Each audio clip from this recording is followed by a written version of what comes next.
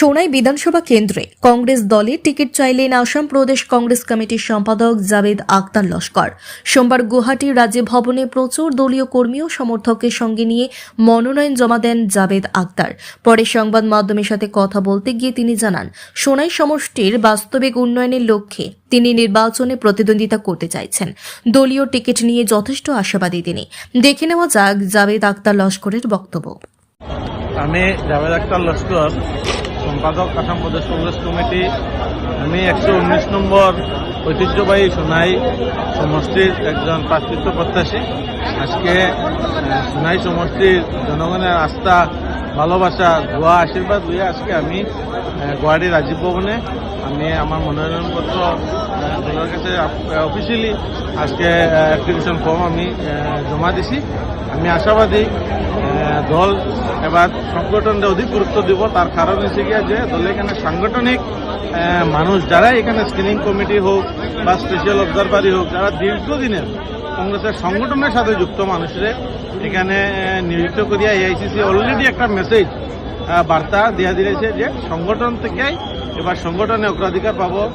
যুব প্রজন্ম অগ্রাধিকার পাওয়ার যথেষ্ট বেশি প্রবণতা রয়েছে এখানে। কারণ গৌরব গগৈ মহাশয় যে একটা স্লোগান দিচ্ছে যে জুজ এখন হব, সভাপতি হওয়ার পর থেকে জুলাই মাস থেকে একটা শুনেছে যে জুজ এখন হব, সভাপতি হওয়ার পর থেকে জুনের 26 তারিখ সভাপতি হওয়ার পরে এখন সেটা জুজ এখন হব স্টার্ট হওয়ার পর থেকে এখন আমরা দেখছি যে আমরা যে আশা করছিলাম যে গৌরব গগৈ সভাপতি হইলে পরে আমরা তো সরকার হইবই, যে 70টা সিট আমরা পাইমু, আমরা একটা অনুমান করছিলাম। কিন্তু আজকের দিনে খুবই আনন্দের সাথে খুঁজতে পারি যে এই সংখ্যাটা গড়াইয়া বহুত উপরে গেছে গিয়ে, যে কংগ্রেসের সরকার হওয়াটা মানুষে মানে অপেক্ষা করে যে কবে খালি নির্বাচন কমিশনে তার ইলেকশনের নির্বাচন নির্ঘণ্টা বাজাইত, আর মানুষের বাইরে আইয়া এই ভয় ভীতির পরিবেশ থেকে বাইরে আইয়া মানুষের কংগ্রেসের পক্ষে ভোট দিত।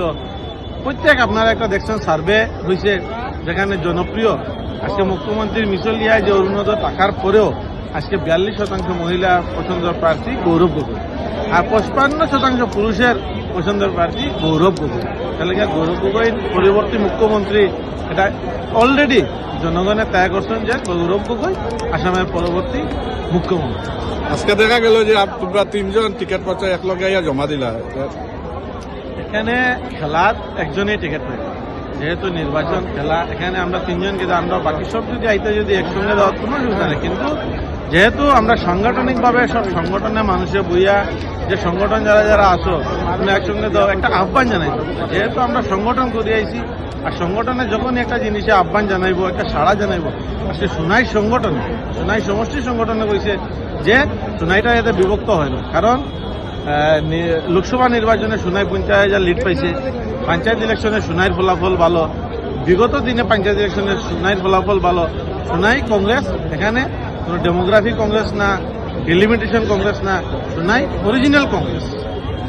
বর্তমানের বিধায়কের ব্যাপারে কিছু বর্তমান বিধায়ক তো একজন মিছলিয়া বিধায়ক, তার কথা বেশি কইলে আমি কইতে চাই না। এই কারণেই কারণ লগা তান একটা প্রবলেম হইলে তাই নেজিপিতে যেটা যদি তানে যদি বেশি মানে তার নেগেটিভগুলো যদি বেশি উঠাইয়া ধরি, কারণ মানুষই অলরেডি ডিসিশন হয়ে নিছে তানে ভোট দিত না।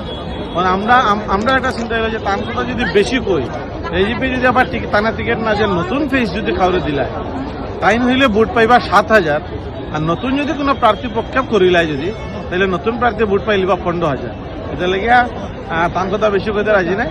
তাই প্রার্থী হইলে, এজিপির প্রার্থী হইলে কংগ্রেসের পক্ষে মানে নির্বাচন খেলাটা সময় রাখতো না, নমিনেশন দেওয়াটাই খালি নির্বাচনী জয় মনে।